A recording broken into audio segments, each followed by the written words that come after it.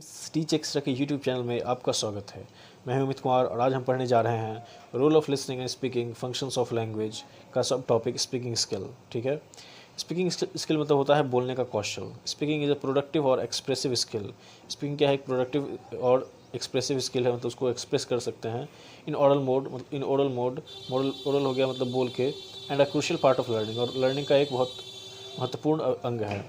Speech is normally produced by manipulating the air stream coming out of the lungs.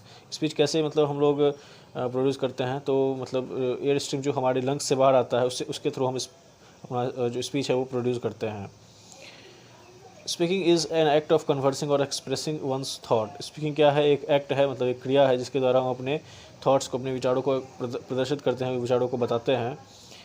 And feelings in spoken language, और अपनी feelings, अपने भाव भी प्रकट करते हैं इस स्पीकिंग स्किल के द्वारा।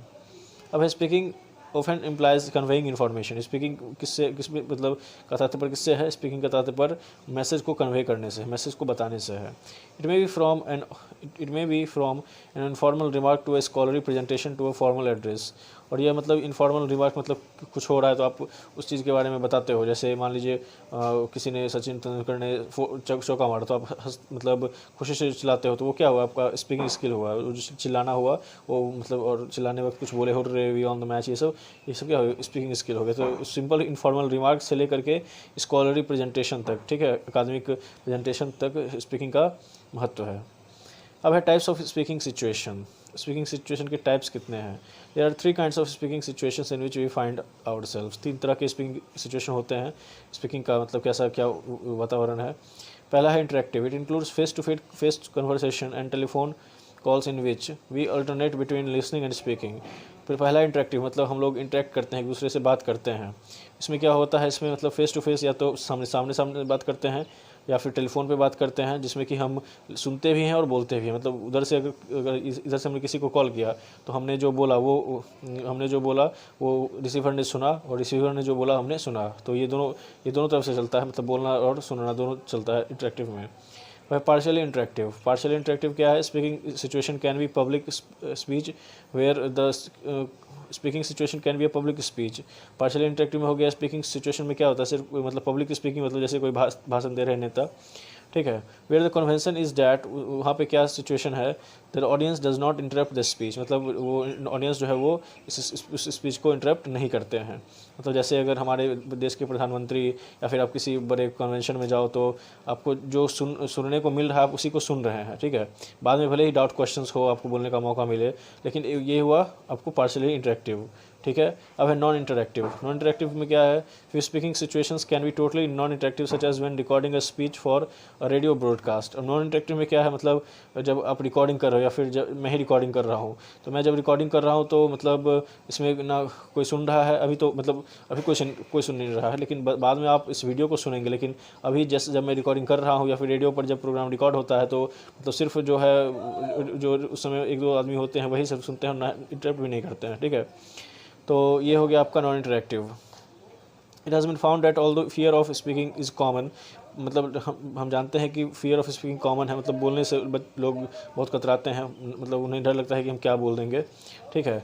Studies shows that ability to speaking can be enhanced by improving speaking skills. और स्टडी से क्या पता चलता है कि स्पीकिंग कैन बी इन्हांस, मतलब जो हमारी बोलने की जो शैली है वो इम्प्रूव हो सकता है स्पीकिंग स्किल्स के द्वारा, स्पीकिंग कौशल के द्वारा।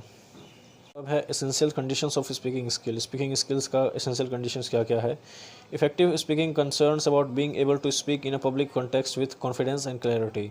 और मतलब इफेक्टिव स्पीकिंग किसको बोलते हैं? मतलब पब्लिक में बोलना जोर जोर से, मतलब जोर से नहीं, मतलब मीडियम रेंज में बोलना। तो मतलब उसमें पब्लिक स्पीकिंग में कॉन्फिडेंस के साथ और क्लैरिटी के साथ जो बोलते हैं उसको हम अच्छा इफेक्टिव स्पीकर बोलते हैं। Some aspects of effective speaking are as follows. कुछ एस्पेक्ट इफेक्टिव स्पीकिंग के दिए गए हैं। एसेंट, मतलब आप किस एसेंट में बोल रहे हैं, कैसे बोल रहे हैं, ठीक है, आपका जो मतलब बोलने का स्टाइल है। फाइंडिंग वंस वॉइस, आपकी आवाज़ कैसी है। The effect of breath on voice and speech. और आपका मतलब द इफेक्ट ऑफ ब्रीथ मतलब आप जो बोल रहे हैं तब सांस कैसे, मतलब कैसे आप मतलब सांस भी ले रहे हैं और बोल रहे हैं, कैसे मतलब सांस लेने और बोलने में तारतम्य है, ठीक है।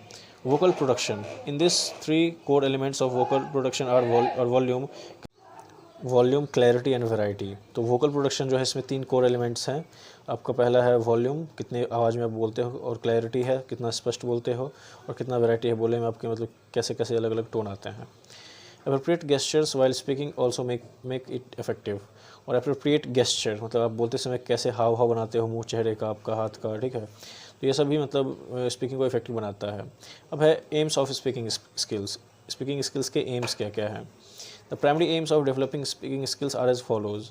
Develop the habit of speaking sentences clearly and comprehensively. मतलब आप जो बोल रहे हो सेंटेंस को क्लियरली बोलो, और कॉम्प्रिहेंसिवली बोलो मतलब उस कॉन्टेक्स्ट में बोलो, और उस कॉन्टेक्स्ट में क्या मतलब हो रहा है वैसे बोलो। जैसे हु आर यू ऐसे है, तो इसको मतलब सिंपल भी पढ़ सकते हैं, who are you, who are you, who are you. So this is what is called speaking comprehensively. Okay. Be able to express feelings and emotions in speech and और elements.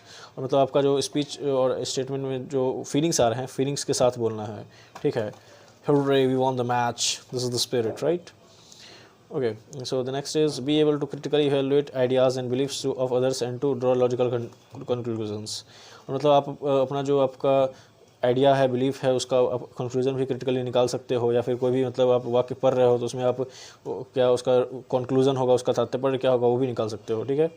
Enable the use of correct words. Correct words का use कहाँ कहाँ कौन कौन से word होंगे use, spelling कैसा होगा, स्ट्रेस कैसा होगा, ठीक है, राइम कैसा होगा, फ्लुएंसी कैसी होगी, पॉज कैसा मतलब कहाँ रुकना है, अप्रोप्रिएट फोनेटिक ट्रांसक्रिप्शन कैसा होगा, ठीक है। तो स्पेलिंग देखना है, करेक्ट वर्ड्स देखना है, कौन से वर्ड्स पे स्ट्रेस डालना है वो भी देखना है, राइम देखना है, ठीक है।